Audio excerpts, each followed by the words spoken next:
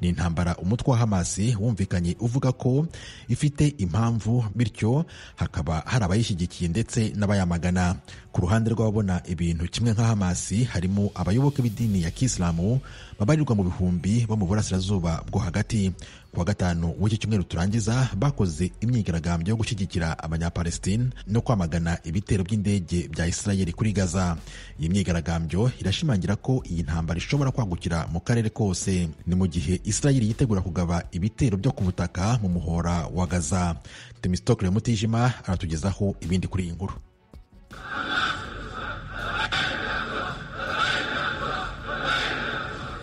Kuva muri Amani, Yorodaniya kugera Isana mu murwa mukuru wa Yemeni, abayisilamu biroshye mu mihanda nyuma y'amasengesho yo kuri uyu wa gatanu.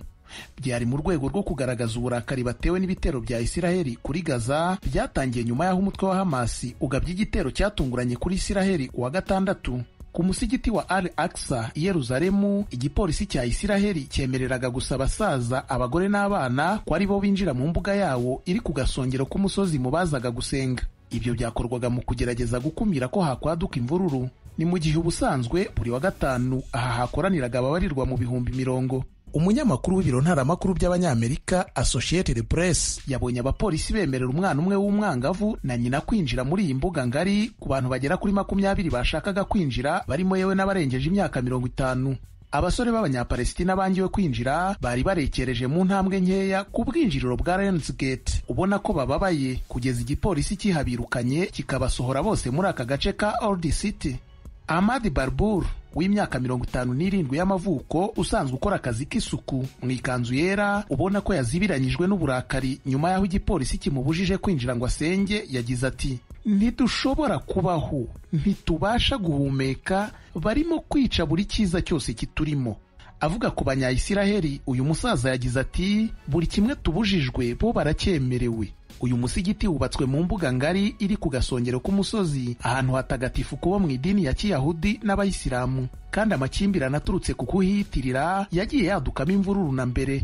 Al-Aqsa ni site iza ku mwanya wa gatatu mu hantu hatagatifu kurusha ahandi mu myemerere ya Kiyisilamu. Uyu musigiti kandi wubatswe ahantu Abayahudi bita Temple Mount, ahantu hatagatifu kurusha ahandi hose mu myemerere ya Kiyahudi. Igipolisi nyuma cyaje gukoresha ibyuka biryana mu maso mu gutatanya abantu mu duce twa Old City na Yeruzalemu y'uburasirazuba.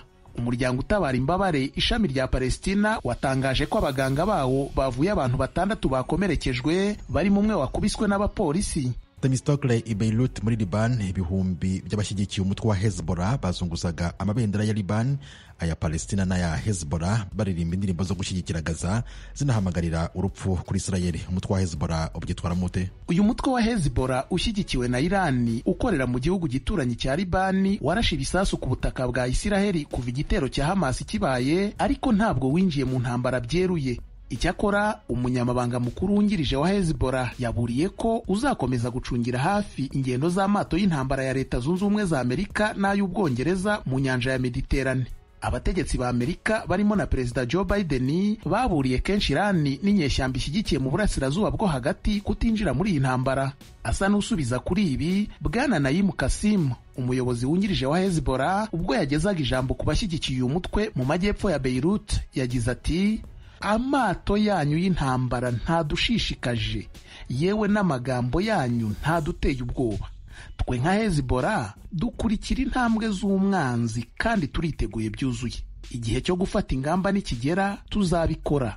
I Baghdad naho abigaragambya babarirwa mu bihumbi bakoraniye ku rubuga rwa Tahrir Square rwagati muri uyu murwa mukuru wa Iraq mu myigaragambyo yahamagajwe n'umukuru w'abashite akaba n'umutegetsi mu bya politiki Muqtada al-Sadr. Mu ijambo ryanyujijwe kuri interineti, al-Sadr yagize ati: "Iyi myigaragambyo itera ubwoba umubi ruharwa ari we Amerika ishyigikira iterabwoba ry'abazioniste bakorera abacu muri Palestina." Hirya no hino muri Irani, igihugu gishyigikiye Hamas kikaba n'umwanzi ukomeye wa Isiraheli mu karere, abantu benshi bigaragambije. I Teherani mu murwa mukuru batwitse amabendera ya Isiraheli n'aya Amerika baririmba ngo: "Urupfu kuri Isiraheli, urupfu kuri Amerika. Isiraheli izarimburwa kandi Palestina niyo izayigarurira." Perezida wa Irani Ebrahim Raisi mu ijambo yavugiye mu ntara ya Fars mu majyepfo y'igihugu yagize ati Abanyepalestina bararambiwe, ubu icyo mugamije ni ugusenyagaza amazu y'abaturage. Abatuye isi na Palestina bazabateza akaga. Muri Yemeni mu murwa mukuru Sanaa, uyobowe n'inyeshyamba z'Abahuth zishyigikiwe na Irani zikiri mu ntambara n'ihuriro ry'ibihugu biyobowe na Arabia Saudite, amashusho yatangajwe kuri televiziyo yerekanye abigaragambya buzuye mu mihanda bazunguza amabendera ya Yemeni n'aya Palestina. Ikivugo cy'izi nyeshyamba kuva na kera ni Imana niyo nkuru, urupfu kuri Amerika, urupfu kuri Isiraheli, umuvumo ku Bayahudi, intsinzi kuri Isilamu. Nyuma y'amasengesho Islamabad mu murwa mukuru wa Pakistani, bamwe mu basenga banyukanyutse amabendera ya Amerika n'aya Isiraheli nk'ikimenyetso cy'uko basuzuguye ibyo bihugu. Imyigaragambyo yabaye mu mahoro nubwo hari hateganijwe indi yagutse kurushaho mu masaha y'ikigoroba. Fahim Ahmed, umuyoboke w'idini i Karachi, yagize ati itangazamakuru mpuzamahanga n'inkiko mpuzamahanga bafunga amaso imbere y'akarengane gakorerwa Abanyapalestina. Icyo babasha kubona gusa ni ibikorwa by'Abanyapalestina igihe barimo kwirwanaho. Ni intambara umutwe wa Hamasi wumvikanye uvuga ko ifite impamvu, bityo hakaba hari abayishyigikiye ndetse n'abayamagana. Ku ruhande rw'ababona ibintu kimwe nka Hamasi harimo abayoboke b'idini ya Kisilamu babarirwa mu bihumbi bo mu burasirazuba bwo hagati. Ku wa gatanu w'iki cyumweru turangiza bakoze imyigaragambyo yo gushyigikira Abanyapalestina no kwamagana ibitero by'indege bya Isirayeli kuri Gaza. Iyi myigaragambyo irashimangira ko iyi ntambara ishobora kwagukira mu karere kose. Ni mu gihe Isirayeli yitegura kugaba ibitero byo ku butaka mu muhora wa Gaza. Temistokle Mutijima aratugezaho ibindi kuri iyi nkuru.